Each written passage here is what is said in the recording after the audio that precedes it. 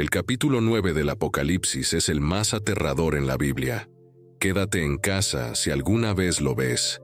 Mira este video hasta el final para descubrir el peor evento en esta tierra y el ser más aterrador en la Biblia.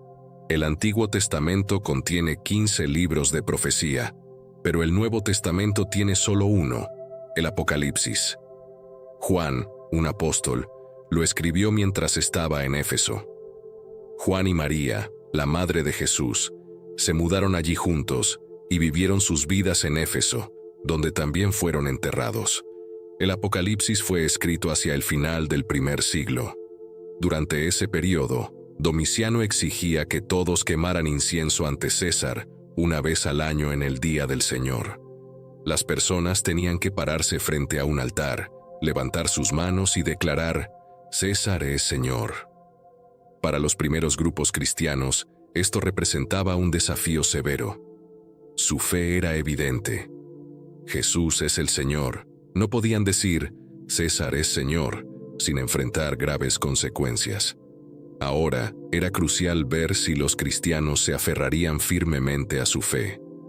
Incluso antes de que este libro fuera escrito, la gente ya estaba muriendo por su fe, y todo este libro es una guía para aquellos dispuestos a morir por lo que creen. Inicialmente, la palabra mártir simplemente significaba testigo, pero pronto quedó claro que ser un verdadero testigo de Jesús podría significar perder la vida. Por eso, el significado de mártir cambió a alguien que muere por su fe en Jesús. Juan escribió el libro del Apocalipsis, pero está escrito de manera diferente a su Evangelio y sus 3 cartas. Aquí está el motivo. El libro del Apocalipsis fue dado a Juan de una manera única por Dios. El Padre se lo dio a Jesús, luego Jesús se lo dio a un ángel, ese ángel luego se lo pasó a Juan, quien lo escribió para todas las iglesias. Ningún otro libro en la Biblia surgió de una manera tan compleja. Juan escribió lo que vio y escuchó, y a veces lo que vio era tan extraordinario que el ángel tuvo que recordarle 11 veces que lo escribiera todo durante sus visiones.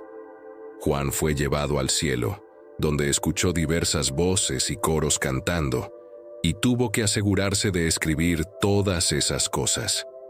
Apocalipsis es un libro increíble con un tema claro: el regreso de nuestro Señor Jesucristo a la tierra. Este evento está predicho 318 veces en la Biblia, lo que lo convierte en la predicción más mencionada. El libro del Apocalipsis cubre los eventos que ocurren antes, durante y después del regreso del Señor Jesús. Aquí es donde vemos las trompetas. Apocalipsis está lleno de imágenes y figuras. Usa muchos símbolos para ayudarnos a entender cosas que de otro modo serían demasiado complejas. Es importante saber que estos símbolos están ahí para aclarar las cosas, no para confundirlas más. Sin embargo, algunas personas piensan que los símbolos en Apocalipsis son demasiado complicados y eligen ignorar o pasar por alto el mensaje, pero eso no es correcto. Podemos agrupar estos símbolos en 4 tipos principales. En primer lugar, algunos símbolos son fáciles de entender. El dragón o la serpiente representan al diablo. El lago de fuego significa el infierno. El gran trono blanco es donde el Señor juzga. En segundo lugar, algunos símbolos se explican justo allí en el texto. Las estrellas son ángeles. Los candelabros representan las iglesias. Los sellos, las trompetas y las copas representan desastres. El incienso es como oraciones que suben al cielo. Los 10 cuernos simbolizan reyes. Otros símbolos también se encuentran en otras partes de la Biblia. En el Antiguo Testamento encontrarás el árbol de la vida, el arco iris, la estrella de la mañana, la vara de hierro, jinetes y gobiernos opresivos representados como bestias salvajes. En general, podemos asumir que estos símbolos significan lo mismo que siempre han significado. Por último, algunos símbolos no son claros. Toma por ejemplo la piedra blanca. Los académicos tienen muchas ideas diferentes sobre lo que significa. Podría ser una marca de inocencia, un signo de aprobación o un símbolo de grandeza. Quizás solo conoceremos su verdadero significado cuando obtengamos uno. Los números a menudo sirven como símbolos en el libro del Apocalipsis. El número 7 aparece con frecuencia. Piensa en estrellas, candelabros, lámparas, sellos, trompetas y copas. Específicamente, las 7 trompetas se mencionan en Apocalipsis 8, 6, 9, 19 y 11, 15, 19. Estas 7 trompetas son lo que proviene del séptimo juicio sellado. Esto significa que cuando se abre el séptimo sello, se llamará a los ángeles que tocarán estas trompetas. Apocalipsis 8, 1, 5. Los eventos que anuncian estas 7 trompetas ocurrirán durante el período de tribulación en los últimos tiempos. La primera trompeta. Cuando el primer ángel toca su trompeta, la tierra es golpeada por granizo y fuego mezclado con sangre. Apocalipsis 8:7. Un tercio de los árboles de la tierra son destruidos por este desastre, y cada brizna de la hierba se quema en este terrible. Sopla una trompeta, y como resultado, algo como una montaña gigante, toda en llamas, es arrojada al mar. Apocalipsis 8:8. Un tercio del mar se convierte en sangre. Un tercio de los barcos son destruidos, y un tercio de las criaturas marinas mueren. Este desastre tiene algunas similitudes con el primer desastre en Egipto. La tercera trompeta, el juicio de la tercera trompeta, es similar al segundo, pero esta vez afecta a los lagos de agua dulce y ríos del mundo, en lugar de los mares. La cuarta trompeta, la cuarta de las 7 trompetas, causa cambios en el cielo. Un tercio del sol es golpeado, un tercio de la luna y un tercio de las estrellas, haciendo que un tercio de ellas se oscurezcan. Apocalipsis 8:12. Después del juicio de la cuarta trompeta, Juan señala una importante advertencia de un ángel volando en el cielo. Este águila grita fuerte diciendo: ¡Ay, ay, ay de los habitantes de la tierra!, debido al toque de trompeta que los próximos 3 ángeles están a punto de hacer sonar. Apocalipsis 8:13. Es por eso que la quinta, sexta y séptima trompetas se llaman los 3 ayes. Aquí vemos el primer ay, en el que el quinto ángel toca su trompeta, y vi una estrella que había caído del cielo a la tierra, y se le dio la llave del pozo del abismo. Apocalipsis 9:1, Nueva Biblia Americana Estándar. Aunque no necesariamente ocurren uno justo después del otro, los primeros 4 sellos y las primeras 4 trompetas trataron sobre cosas terribles que sucedían en la tierra. Los primeros 4 sellos involucraron a los 4 jinetes, quienes trajeron dictadura, guerra, hambruna y muerte. Las primeras 4 trompetas causaron daño a las plantas, los océanos, los ríos y el cielo. Los 3 sellos finales trataron sobre cosas que sucedían en el cielo. Los gritos de las personas que murieron por sus creencias, sucesos extraños en el cielo, e introducción a las 7 trompetas. Las últimas 3 trompetas describirán horrores relacionados con los demonios. Leemos acerca de una estrella caída. El texto nos dice claramente que esta estrella representa a una persona, referida como él, no una estrella real. La palabra caída muestra que esta persona ya había caído antes. Pero, ¿quién es esta estrella? Algunas personas piensan que podría ser Nerón, un ángel caído, un espíritu maligno, Satanás, la palabra de Dios, un ángel bueno o incluso Jesús mismo.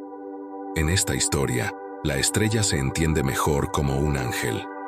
Ahora bien, si este ángel es bueno o malo depende de cómo se relacione con el ángel del abismo, descrito en Apocalipsis 9:11.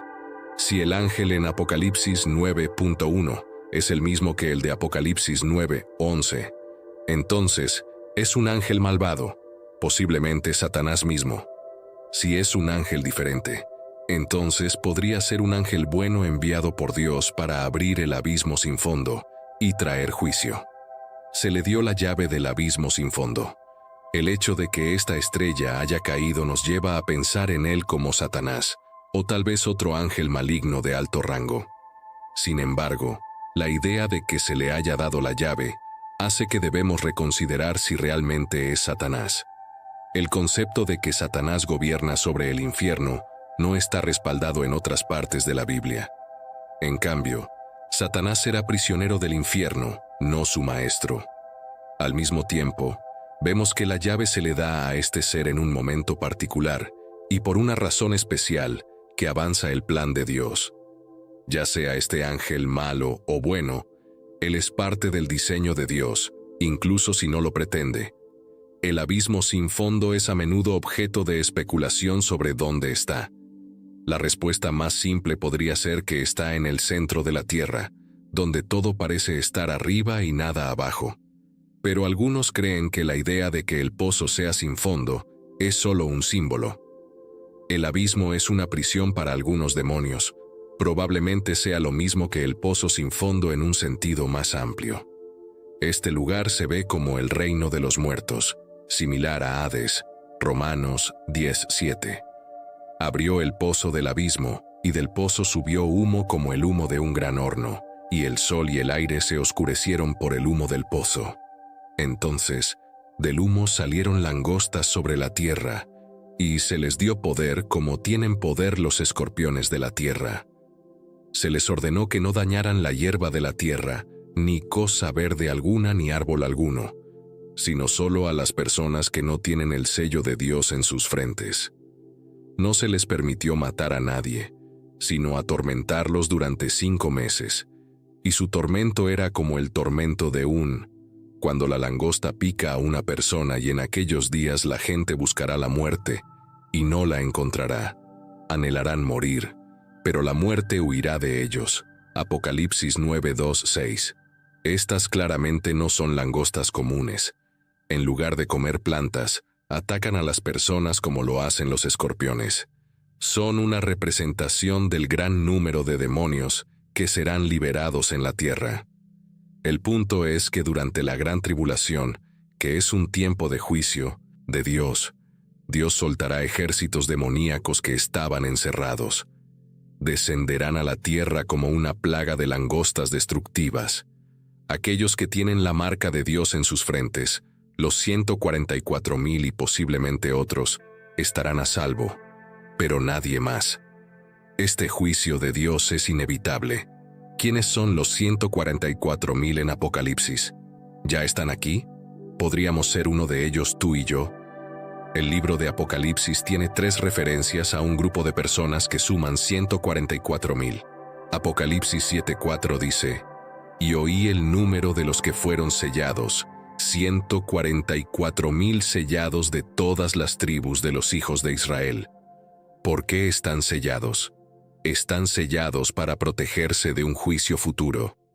En esta enseñanza sobre el futuro, Jesús describió este tiempo como uno de gran tribulación, tal como nunca ha habido desde el principio del mundo hasta ahora, ni jamás habrá. Mateo 24:21. En el Nuevo Testamento, la palabra sellado proviene de una palabra griega que significa marcar con un sello privado. Dios tiene un plan y un tiempo específicos para todo, y el objetivo es llevar a las personas al arrepentimiento, como está escrito en Apocalipsis 9:2-21. Durante esos tiempos, la gente querrá morir, pero no podrán. Desearán la muerte, pero la muerte les evitará. No habrá escapatoria de este sufrimiento severo. Su fuerza se compara con la fuerza de los escorpiones, y aunque la picadura de un escorpión es muy dolorosa, generalmente no causa la muerte. Anhelarán la muerte, así como Pablo habló en Filipenses 1:21-23. Estas personas que sufren anhelarán la muerte, pero sus razones y resultados son completamente diferentes de los de Pablo. Para Pablo, morir significaba recibir bendiciones eternas, pero para estos sufrientes, la muerte es solo pasar de su sufrimiento actual al castigo eterno. Apocalipsis 9:7-10, Nueva Biblia Americana Estándar. La apariencia de los langostas era como caballos preparados para la batalla. En sus cabezas aparecían coronas como de oro, y sus rostros eran como rostros humanos. Tenían cabello como cabello de mujeres, y sus dientes eran como los de leones. Llevaban corazas como corazas de hierro, y el sonido de sus alas era como el sonido de carros de muchos caballos corriendo a la batalla. Tenían colas como escorpiones y aguijones, y en sus colas está su poder para hacer daño a las personas durante 5 meses. La forma de los langostas era como caballos preparados para la batalla. Las personas han intentado muchas veces demostrar que esta descripción de langostas, aunque poética, coincide verdaderamente con la langosta natural, pero esta visión pasa por alto un claro signo de su naturaleza demoníaca. ¿Por qué Dios los llamaría langostas, si no son langostas reales, sino más bien espíritus malignos que enjambren y devasten como lo hacen las langostas? Una razón clave es que las langostas sirven como mensajeros del juicio de Dios. Lo vemos claramente en el Antiguo Testamento en historias como Éxodo 10:4-14 y Amós 4:9. Como caballos, como oro, como rostros de hombres, como cabello de mujeres, como dientes de leones. El uso repetido de la palabra como sugiere que la descripción no debe tomarse literalmente. El efecto general de esta imagen es uno de crueldad extraña y aterradora. Las ideas de que estas langostas podrían representar cosas como los helicópteros de combate utilizados por el anticristo o un gobierno global son interesantes, pero son solo conjeturas y no concuerdan con cada detalle. Parece que debemos aceptar que Dios, al cumplir el deseo de esos espíritus malignos de tener cuerpos propios, les ha dado cuerpos. Estos cuerpos tienen un aspecto aterrador, justo como los espíritus malignos. No podemos señalar exactamente quién o qué representa el enjambre de langostas. Lo que sabemos con certeza es que justo antes de que el mundo termine, el mal enfrentará un período de sufrimiento demoníaco severo como nunca antes. Los detalles de cómo sucederá esto permanecerán desconocidos hasta que la historia los revele. El líder de estas langostas, Apolión y Abadón, tienen los mismos pensamientos de destrucción o tormento. Abadón es un demonio que trabaja bajo Satanás y está a cargo de un abismo lleno de langostas que llevarán a cabo su obra. La aparición en escena durante los últimos días. Dado que el Antiguo Testamento y el Nuevo Testamento fueron escritos en idiomas diferentes, la palabra para destructivo en griego será diferente que en hebreo. Esto es algo que debemos tener en cuenta en todo momento. Aunque solo vemos la instancia en la última mitad de la Biblia en Apocalipsis 9:11, 5 versículos en el Antiguo Testamento usan la palabra Abdón. En el Antiguo Testamento parece significar destrucción. El nombre Apolón es la forma griega de Abdón, que significa destructor. Apocalipsis 9:11. Tienen como rey sobre ellos al ángel del abismo. Su nombre en hebreo es Abdón, y en griego tiene el nombre de Apolón. Esto muestra que el campamento enemigo está organizado con el título de rey. En el libro de Daniel, nos encontramos con el príncipe de Persia, que también es un demonio de alto rango. Los términos rey y príncipe muestran conexiones con un reino. Esto muestra claramente un reino con fuerzas que se oponen a nosotros. Este evento marca el comienzo del fin, durante el cual Satanás y los ejércitos bajo su control serán desatados. Se le permitirá llevarse a aquellos que rechazan a Cristo como Rey durante la purificación de toda la tierra, para dar paso a un nuevo cielo y una nueva tierra. El nombre Abdón aparece en algunas versiones del Antiguo Testamento, como la English Standard Version y la New American Standard Bible.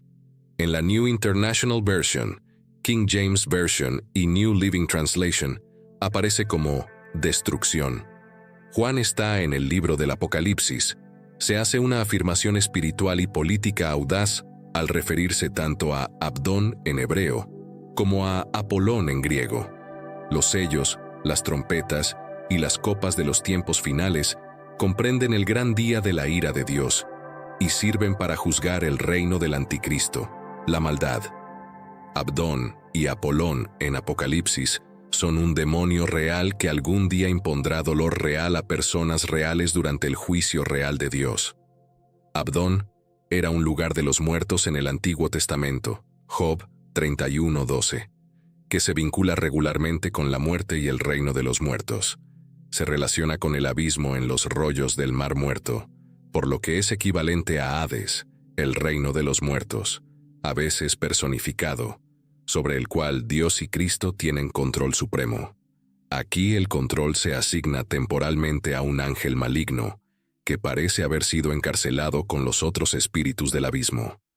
Juan podría estar adaptando el título levemente para hacer su punto, por lo que muchos sugieren que este título también está destinado a ridiculizar a Apolo, el dios arquero, cuyo emblema eran las langostas. Esto nos indica que el objetivo del maligno, que es la cabeza del Abdón, está en contra de nosotros. Juan 10:10. El ladrón viene solo para robar, matar y destruir. Yo he venido para que tengan vida y la tengan en abundancia hasta rebosar. Con el abismo abierto y el humo subiendo, Juan ve a Abdón y sus langostas, porque se ha instruido a las langostas para que no dañen la hierba. Ninguna planta verde, ningún árbol, ni tampoco a las personas. Dado que aquellos que tienen el sello de Dios en sus frentes están protegidos, podemos deducir que estas langostas representan algo simbólico. Las langostas verdaderas se alimentan de vegetación, incluidos árboles, pasto y plantas. Las langostas aquí son simbólicas, y las langostas se usan como símbolo en el Antiguo Testamento. Observa que el sonido de las langostas es reminiscente de un ejército poderoso que se acerca a la nación. El tormento de las langostas se permite durante 5 meses, que es la vida útil de las langostas, y la duración de la temporada en la que las langostas atacarían, que es de 5 meses. Parece ser la razón para usar este número de meses para la duración del tormento. La angustia y la agonía no durarán solo unos pocos días, sino tanto tiempo como las langostas continúen existiendo en el mundo. La única forma de terminar con este ataque de las langostas de Abdón es que los atacantes terminen su destrucción. El tormento es tan exquisito que se compara con el veneno de un escorpión, y el sufrimiento será tan severo que las personas desearán estar muertas. Buscarán la muerte, pero no la encontrarán. Es claro y consistente en la Biblia que los demonios existen. Son entidades que se oponen a la supremacía de Dios. Buscan llevar a cabo su rebelión impía, influenciando a las personas a vivir de manera que contradiga las intenciones declaradas de Dios. Al mismo tiempo, permanecen bajo su control y pueden ser utilizados para llevar a cabo el plan divino. Los cristianos deben someterse a Dios y resistir las incursiones de Satanás y sus secuaces. Como resultado, debemos entenderla. Conociendo las verdades fundamentales de las Escrituras sobre el comportamiento de los demonios y sus métodos de influencia, se nos ordena tomar una posición en Cristo y oponernos a ella, ya sea como individuos, corporaciones o estructuras sociales. Estos demonios tienen libre reinado sobre la tierra y desean alejarnos de Dios promoviendo el pecado, induciendo tentaciones, atormentándonos y asustándonos. Sin embargo, a pesar de su poder, los demonios no son omniscientes y su poder está limitado a lo que Dios permite. Jesucristo vino a la tierra para liberar a los oprimidos del poder de los demonios. Aunque Satanás es malvado y poderoso, no es todopoderoso. Abdón no tiene poder completo sobre los demonios del infierno. Incluso en ese caso, las langostas solo son capaces de atormentar a sus víctimas. No pueden matarlas. Incluso en su máxima fuerza, el destructor no puede escapar del control de Dios. Como se dice en Apocalipsis 9:12-15, Nueva Biblia Americana Estándar. ¡Ay, ay, ay! El primer ay ha pasado. Mira, aún quedan 2 ayes después de estas cosas. Entonces el 6º ángel tocó la trompeta, y oí una voz de entre los 4 cuernos del altar de oro que está delante de Dios. Delante de Dios se ordenó al sexto ángel, quien tenía la trompeta, que soltara a los 4 ángeles que estaban atados junto al gran río Éufrates. Estos 4 ángeles, preparados para la hora, el día, el mes y el año, fueron liberados con el propósito de matar a 1/3 de la humanidad. El día en que estos 4 ángeles estén en el río Éufrates será un día de ira, de agonía y angustia, de problemas y devastación, de oscuridad y tinieblas, de nubes y sombras, de trompetas y clamores de batalla.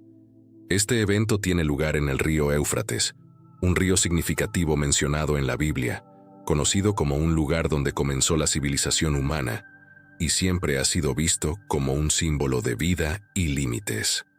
Sin embargo, en el libro del Apocalipsis, el Éufrates adquiere un nuevo significado, convirtiéndose en un símbolo clave en los eventos que la Biblia predice para el futuro.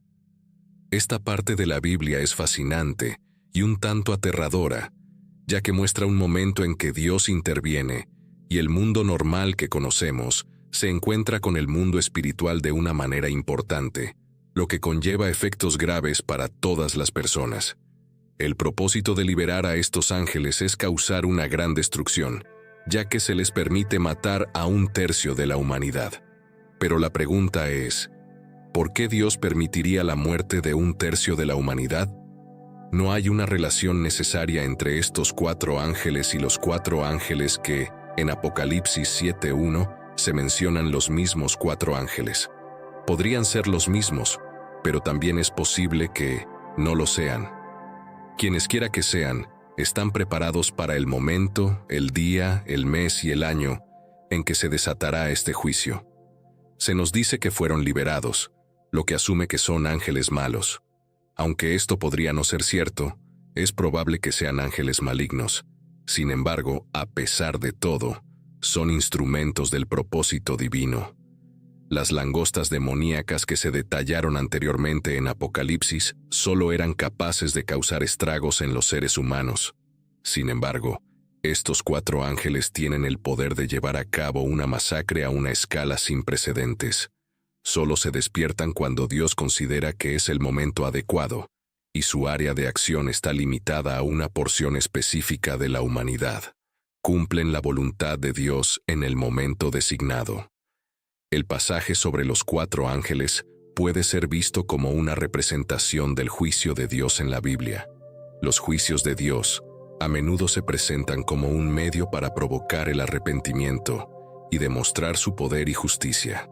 Por ejemplo, Apocalipsis 9:2-21 menciona que las personas restantes no se arrepintieron de sus pecados a pesar de las plagas. Esto sugiere que los juicios sirven como un llamado al arrepentimiento. Esta parte de Apocalipsis es una representación de las consecuencias de alejarse de Dios y la importancia del arrepentimiento. Es una forma de ilustrar la gravedad del pecado y la necesidad de que la humanidad busque la reconciliación. En Apocalipsis 9:16 y 19 de la Biblia Nueva Versión Estándar Americana, se menciona que el número de los ejércitos de los jinetes era de 200 millones. Escuché el número de ellos y así es como los vi en mi visión. Los caballos y aquellos que estaban sentados sobre ellos. Los jinetes tenían corazas de color de fuego, de jacinto y de azufre, y las cabezas de los caballos eran como cabezas de leones, y de sus bocas salía fuego, humo y azufre. 1/3 de la humanidad fue asesinado por estas 3 plagas, el fuego, el humo y el azufre que salían de sus bocas. Pues el poder de los caballos está en sus bocas y en sus colas, pues sus colas son como serpientes y tienen cabezas, y con ellas hacen daño. Este número debe tomarse literalmente o simbólicamente. Podría ser que el número no deba tomarse literalmente, sino que sugiere un ejército tan grande que es imposible de contar, y más grande que cualquier cosa que los humanos hayan visto. Los jinetes llevan corazas que son de color rojo fuego, azul jacinto y amarillo azufre. Las cabezas de sus caballos se asemejan a cabezas de león, y de sus bocas sale humo, fuego y azufre. Estos jinetes se describen de manera extraña y aterradora, lo que crea una imagen vívida de horror, destrucción y un vínculo con fuerzas malignas. El ejército de los jinetes se refiere a un ejército normal o a uno sobrenatural. Estamos hablando de un ejército formado por humanos o por demonios. Si este pasaje describe un ejército regular de humanos, entonces, esta extraña descripción podría referirse a la guerra moderna avanzada. Quizás Juan esté intentando describir máquinas modernas de la mejor manera que conoce, lo que resulta en esta extraña y aterradora historia. Sin embargo, ningún ejército humano de este tamaño ha existido nunca. El número total de todos los ejércitos de ambos bandos en el punto máximo de la Segunda Guerra Mundial fue solo de 70 millones. En 1965, China afirmaba tener un ejército y una milicia de 200 millones, pero muchos dudaban de esta afirmación. Incluso si se reuniera un ejército así y se moviera hacia el oeste, sería difícil, aunque no imposible, imaginar que un ejército así matara a un tercio de la humanidad, quizás 2.000 millones o más. Por lo tanto, podría ser más seguro pensar en este ejército como un ejército literal de 200 millones, pero uno que es demoníaco e invade la tierra. Esta idea sigue la descripción anterior de un ejército demoníaco como langostas en el capítulo Apocalipsis 9:20-21 de la Biblia Nueva Versión Estándar Americana.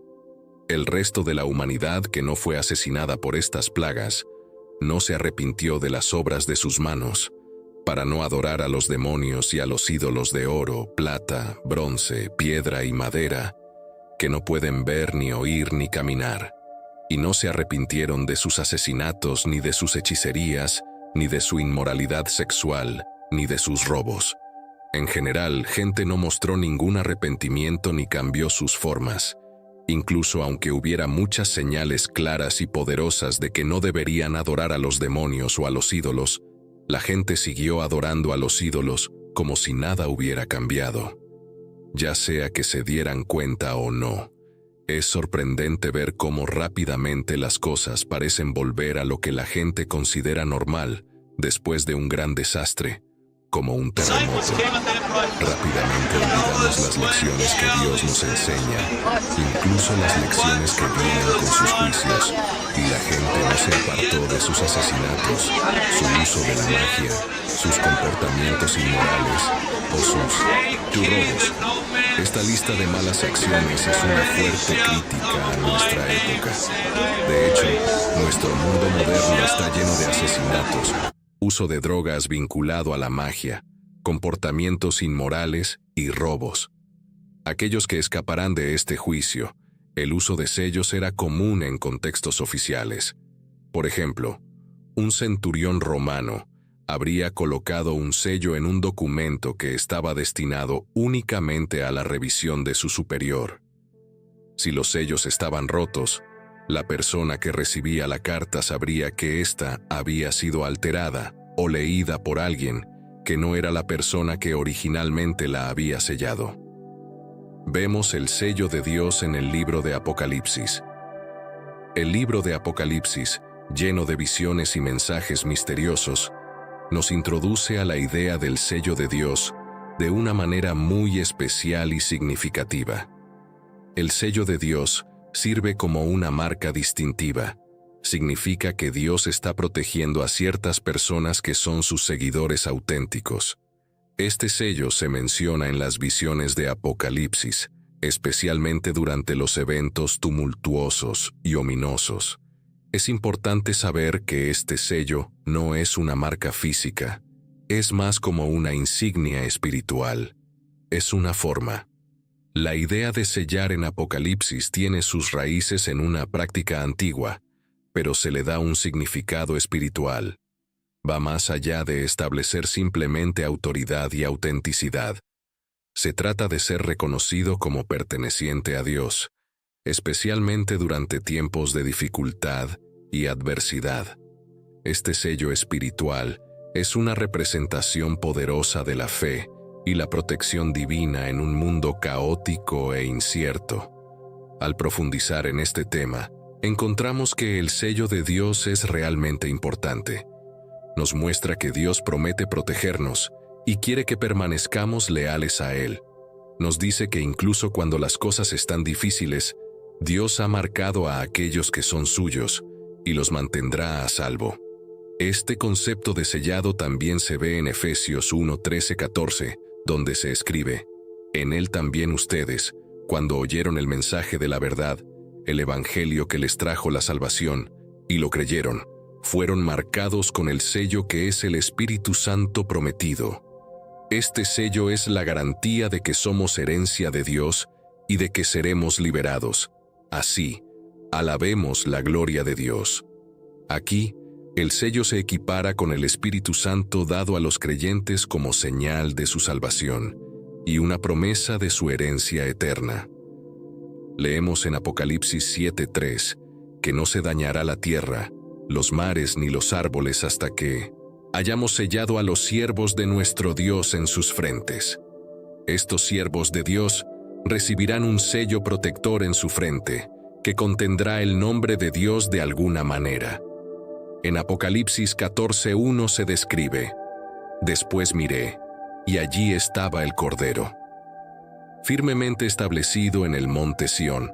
Junto a él estaban los 144,000 que tenían su nombre, y el nombre de su Padre inscrito en sus frentes, lo que significaba la posesión misma de Dios. No se nos dice cuál es exactamente su servicio, pero los 144,000 están sellados para un propósito específico y único. Sin embargo, la idea general de estar sellado no se limita a ellos. En un relato sobre el sellado de los siervos de Dios, se observa que el trabajo fue encomendado a 2 ángeles. Mientras algunos ángeles tenían la tarea de restringir a Satanás y sus agentes, otro ángel era responsable de identificar y diferenciar a los siervos fieles de Dios. Estos siervos fueron distinguidos por el sello de Dios en sus frentes, una marca fácilmente reconocible para Dios. Este sello los apartaba, asegurando su seguridad y protección durante los momentos más difíciles. Muchos grupos diferentes han reclamado ser los 144,000. Información sobre la identidad de los 144,000 de Apocalipsis 7 y Apocalipsis 14 se puede obtener a partir de ciertos hechos. En primer lugar, el grupo de personas conocidas como los hijos de Israel son descendientes del patriarca bíblico Jacob, quien más tarde fue renombrado Israel. También se les conoce como israelitas, Apocalipsis 7:4. En segundo lugar, su afiliación tribal es específica, Apocalipsis 7:4-8.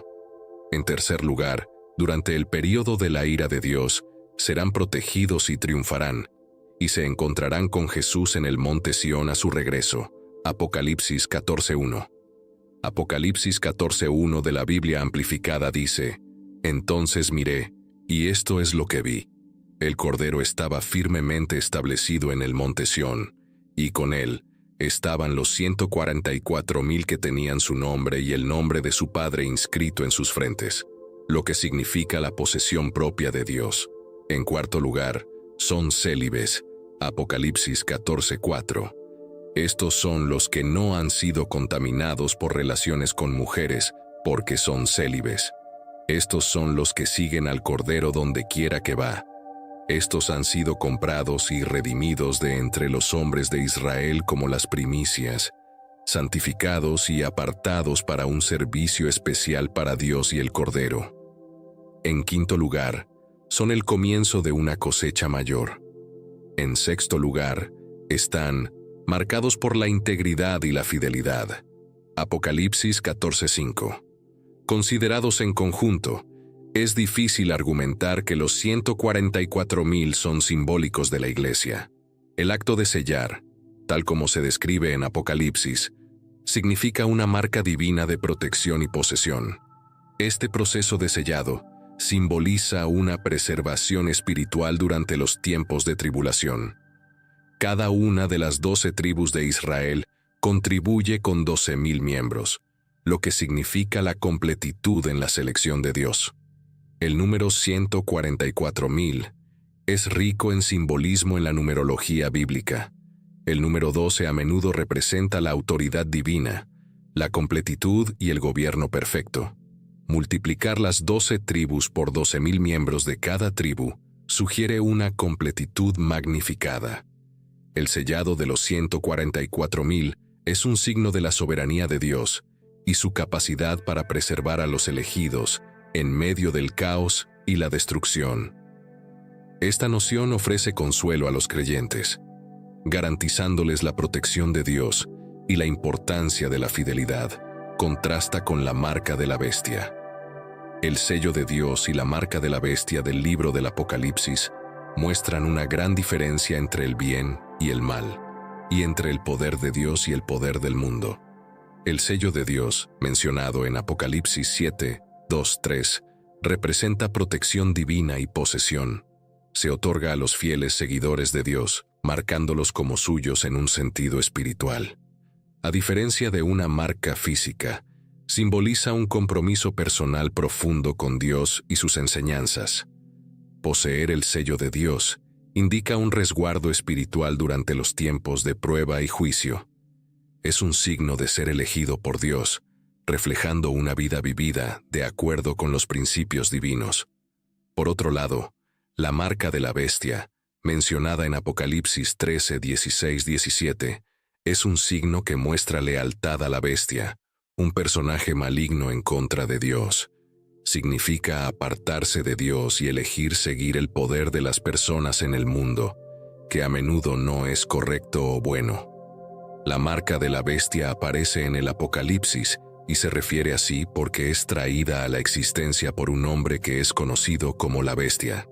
Según los pasajes bíblicos en Apocalipsis 16, 2 y 19, 20, la marca de la bestia es un símbolo que distingue a aquellos que adoran a la bestia. Además, obliga a todos, tanto a pequeños como a grandes, a grandes, a ricos y a pobres, a libres y a esclavos, se les dará una marca en su mano derecha o en su frente, lo que significa lealtad a la bestia, y que nadie podrá comprar ni vender, excepto aquel que tenga la marca, ya sea el nombre de la bestia o el número de su nombre. Él hace que todos reciban una marca. Una marca será dada a todos bajo el gobierno de la bestia y su asociado. Esta marca es necesaria para participar en la economía, y aquellos sin ella no podrán comprar ni vender nada. Solo aquellos que lleven un número especial en una parte visible de su cuerpo, ya sea en la mano o en la frente, podrán comerciar, y el número solo será marcado en aquellos que participen en la idolatría imperial. El número 666 es el nombre codificado del dictador. Ya hemos discutido su significado. La naturaleza de la escritura apocalíptica es tal que hasta que él llegue, cuando su identidad con esta figura será demasiado obvia, todos los intentos de descifrarlo son especulaciones inútiles. Una cosa está clara: él estará lejos de la perfección, 7 en todos los sentidos. La palabra kuraga en el antiguo idioma griego se refiere a una marca, pero no se asocia comúnmente con las personas, por lo que algunos la interpretan como una marca simbólica. Sin embargo, la idea de que se requiera una marca física para comprar o vender no es imposible y podría ser práctica. La tecnología para dar a las personas una marca que les permita comprar y vender en la economía electrónica está disponible. Hay muchas formas diferentes en que podría suceder, y estos programas se proponen y prueban constantemente una marca en su mano derecha o en sus frentes. Satanás no es un ser creativo. Todo lo que puede hacer es imitar a Dios. No nos sorprende encontrar que esto también es una parodia satánica de algo que Dios hará. Imita la marca de Dios sobre su pueblo. Tomar esta marca es como darle la espalda a Dios. Muestra que estás eligiendo estar del lado de aquellos que están en contra de Dios. No es solo una marca que puedes ver en tu cuerpo. Realmente significa que estás viviendo tu vida en contra de lo que significa Dios. El sello de Dios frente a la marca de la bestia. El sello de Dios representa autoridad divina y protección, mientras que la marca de la bestia significa sumisión a un poder corrupto y mundano. El sello de Dios es una marca espiritual que denota fe y obediencia a Dios, mientras que la marca de la bestia a menudo se interpreta como un signo físico o visible de conformidad con las fuerzas del mal. El sello de Dios significa salvación eterna y alineación con la voluntad de Dios, mientras que la marca representa una ganancia temporal a costa de la condenación espiritual. ¿Cuál es el propósito del sello de Dios? Así es como sabes que fuiste elegido. La revelación de Jesucristo fue dada a Juan por Dios para mostrar a sus siervos lo que pronto sucederá. Este libro está lleno de misterios sobre cosas por venir. ¿Qué significa tener el sello de Dios en mi frente? De manera similar a cómo Dios protegió a su propio pueblo en Egipto de las plagas, también estaría con ellos cuando el mundo enfrentara sus juicios en Apocalipsis 7. En medio de Juan revelando lo que sucederá al final de los tiempos, saber qué significa para estas 144,000 personas es crucial. Pero ¿qué significa para ti? Dios te ha puesto su sello. Debemos aprender qué significa estar sellado por Dios, así que descubramos qué significa. ¿Cuál es la provisión del sello de Dios? Hay 3 cosas que el sello de Dios te proporciona, y las identificaremos en este pasaje de Efesios 1:3-14. El sello de Dios nos otorga inclusión como creyentes en Cristo. Se te considera parte de Él, lo que implica que todo lo que le pertenece también te pertenece. Por ejemplo, debido a tu conexión con Cristo, su justicia también se convierte en tu justicia. ¿Qué significa el sello de Dios para vivir en los últimos días? Identifica lo que debes hacer de manera muy similar a los 144,000 en Apocalipsis. Es necesario que sirvas como sus testigos. A continuación, se explica lo que sucede después de que los 144,000 están sellados en Apocalipsis 7, 9, 14. Después de estas cosas, miré y vi una gran multitud, que nadie podía contar, de todas las naciones, tribus, pueblos e idiomas, de pie delante del trono y del Cordero, vestidos con túnicas blancas y con ramas de palma en sus manos, y clamaban a gran voz, diciendo: La salvación pertenece a nuestro Dios, que está sentado en el trono, y al Cordero.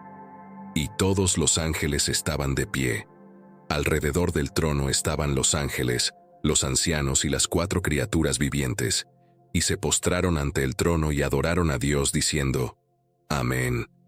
La bendición, la gloria, la sabiduría, la acción de gracias, el honor, el poder y la fuerza son de nuestro Dios para siempre y para siempre.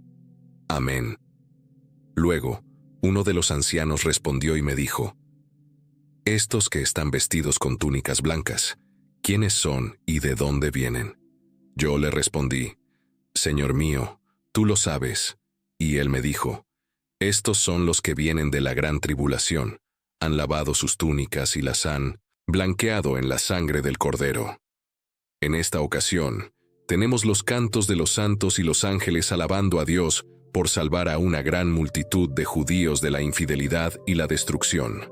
La postura de estos santos que alaban es estar de pie delante del trono y del Cordero, ante el Creador y el Mediador. Durante la adoración religiosa, debemos considerarnos en la presencia especial de Dios.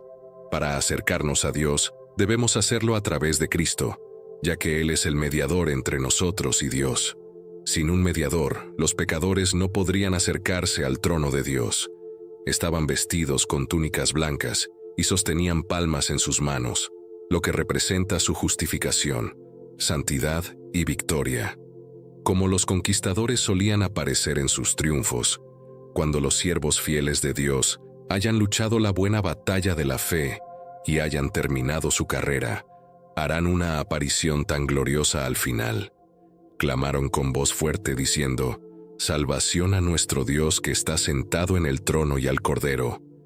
Esto puede interpretarse como un hosana, expresando buenos deseos para el éxito de Dios y el interés de Cristo en la Iglesia y el mundo, o como un aleluya alabando a Dios y al Cordero por la gran salvación que han proporcionado. Tanto el Padre como el Hijo están unidos en estas alabanzas. El Padre ideó la salvación, el Hijo la adquirió, y aquellos que la disfrutan deben y bendecirán al Señor en el Cordero públicamente y con fervor apropiado. Aquí está la canción de los ángeles. Observamos a los asistentes parados delante del trono de Dios, sirviéndole a Él y a los santos. Su postura es muy humilde y expresiva del máximo respeto.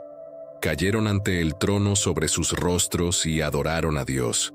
Mira a las criaturas más excelentes de todas, que nunca pecaron y siempre están delante de Él, no solo cubriendo sus rostros, sino cayendo sobre sus rostros ante el Señor. Por lo tanto, nosotros, como criaturas frágiles e insignificantes, debemos acercarnos a Dios con humildad y profundo respeto.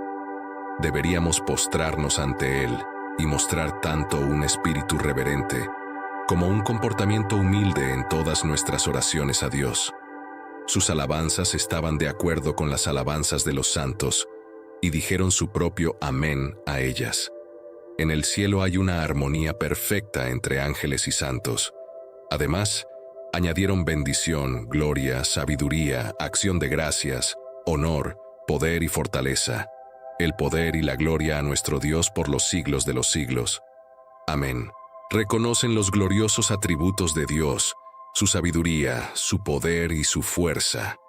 Reconocen que las perfecciones divinas de Dios son dignas de bendiciones eternas, alabanzas y glorificación, al confirmar su acuerdo con un amén. Al observar lo que se hace en el cielo, debemos comenzar a prepararnos para tal trabajo volviendo nuestros corazones a ello, practicándolo a menudo y anhelando el momento en que nuestras alabanzas y felicidad se perfeccionarán en ese mundo. ¿Por qué es tan importante esta escena? Tu sellado o marcado viene con un propósito que se vuelve más urgente y necesario a medida que vemos el día acercarse. ¿Alguna vez has pensado en el propósito detrás de tu sellado o marcado? Es asombroso cómo algo tan simple como una marca o sello puede tener tanto significado.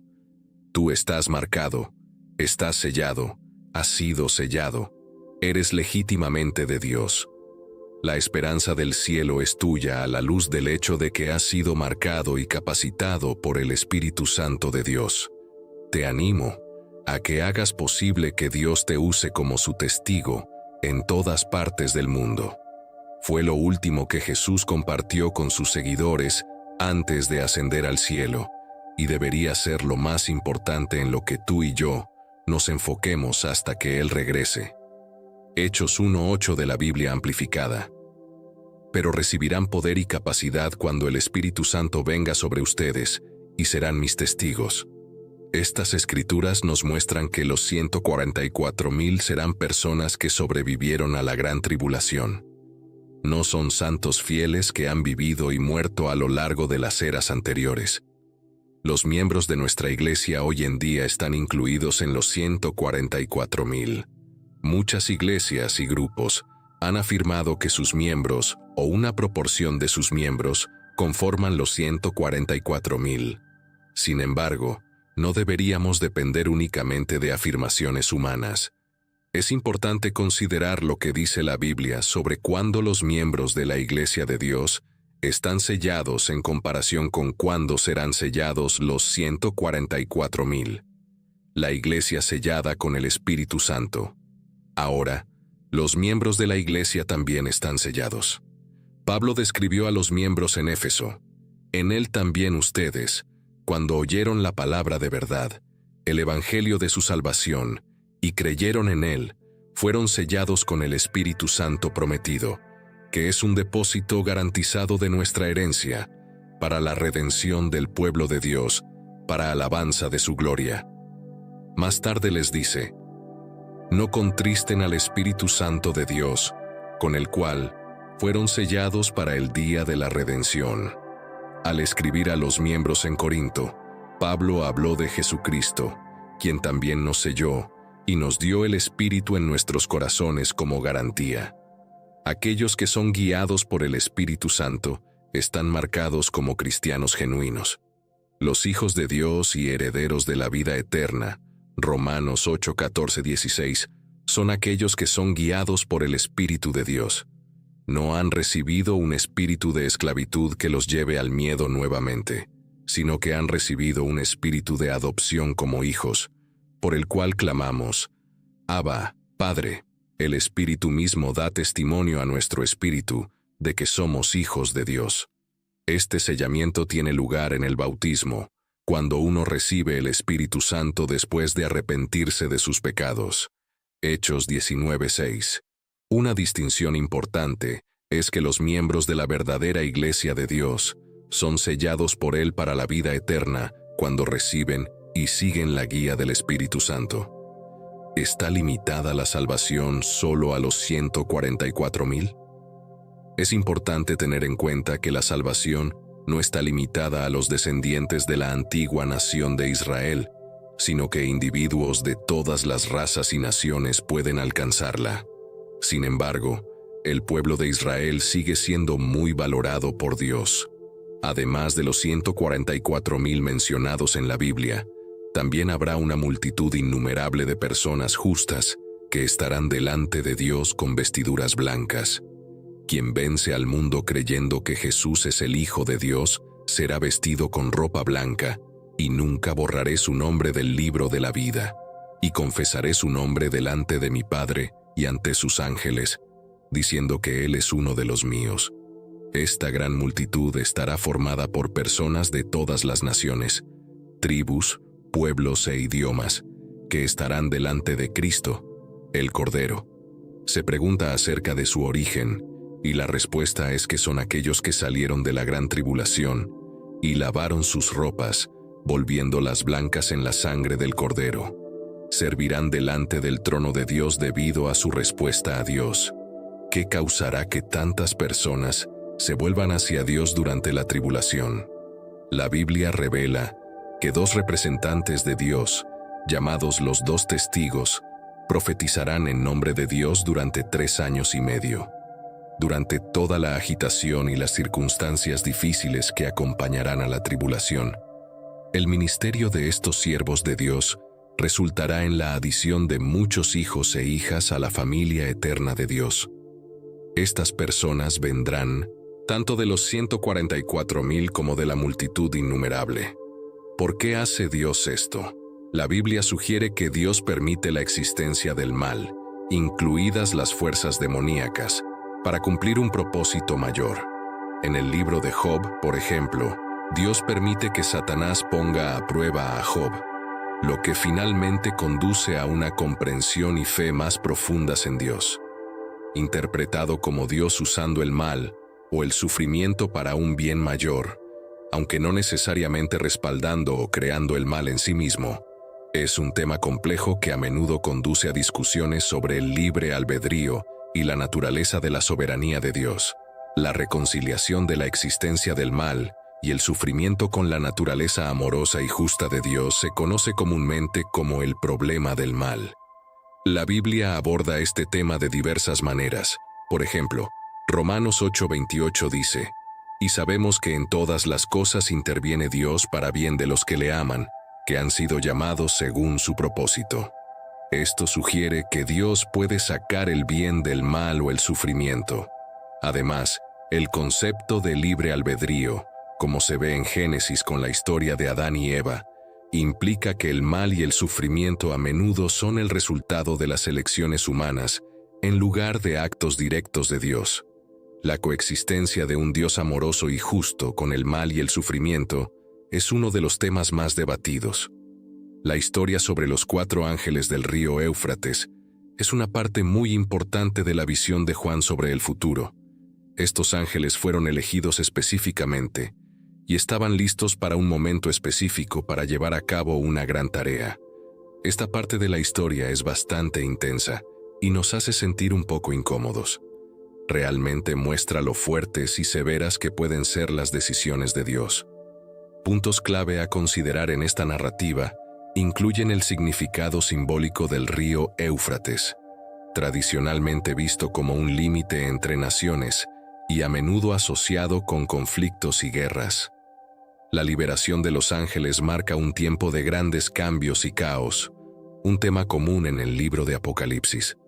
Reflexionando sobre este pasaje, nos enfrentamos al misterio y la profundidad del plan de Dios tal como se revela en las Escrituras.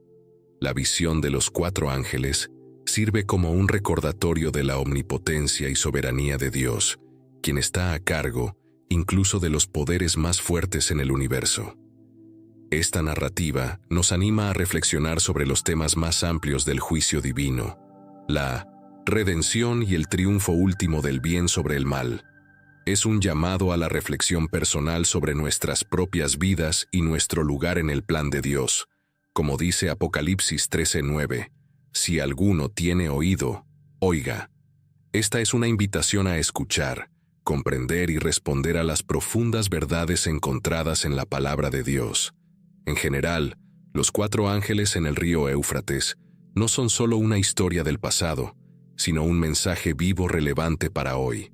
Esto nos invita a seguir aprendiendo y estudiar la Biblia cuidadosamente para poder entenderla mejor.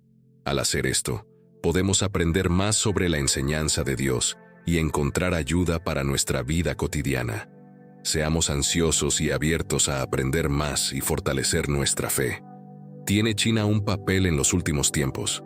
Muchas personas que estudian las profecías bíblicas piensan que una sección en Apocalipsis 16:12-16 podría estar hablando de China en los últimos días. Esta parte de la Biblia describe una batalla enorme e importante, llamada la Batalla de Armagedón. Sucede al final de un tiempo difícil llamado la Tribulación. Después del 6º juicio devastador, en este punto el río Éufrates se secará. Esto permitirá que los reyes del este avancen a través del río seco para invadir el cercano oriente y dirigirse hacia Israel. Es la frase reyes del este la que hace que mucha gente piense en China. Creen que ya sea el ejército chino o un grupo liderado por China, aprovechará esta oportunidad para moverse rápidamente hacia el oeste y unirse a las fuerzas del ejército del anticristo en los últimos tiempos. Muchas naciones intentarán su mano en la conquista, pero al final, su lucha será contra Dios. La tribulación será un tiempo tumultuoso de guerras, desastres y juicio divino. Pero Dios tiene todo bajo control, como lo asegura el Salmo 2:2-6. Los reyes de la tierra se preparan, y los gobernantes conspiran contra el Señor y contra su ungido, diciendo: rompamos sus ataduras y deshagámonos de sus cuerdas. El que está sentado en el cielo se ríe. El Señor se burla de ellos. Entonces les hablará con su enojo y los aterrorizará con su furia, diciendo: yo mismo he instalado a mi rey sobre Sión, mi monte santo. En conclusión, el estudio de hoy nos ha llevado a reflexionar sobre las profecías bíblicas y el papel de diversas naciones, incluida China, en los eventos del fin de los tiempos. Nos recuerda la importancia de comprender las Escrituras y estar atentos a los signos que nos rodean. ¿Qué han aprendido ustedes de este contenido? ¿Qué nuevas perspectivas les ha brindado? Déjenos saber en los comentarios. No olviden darle me gusta a este video y suscribirse al canal para más contenido inspirador y edificante. Gracias por acompañarnos en este viaje de descubrimiento y reflexión.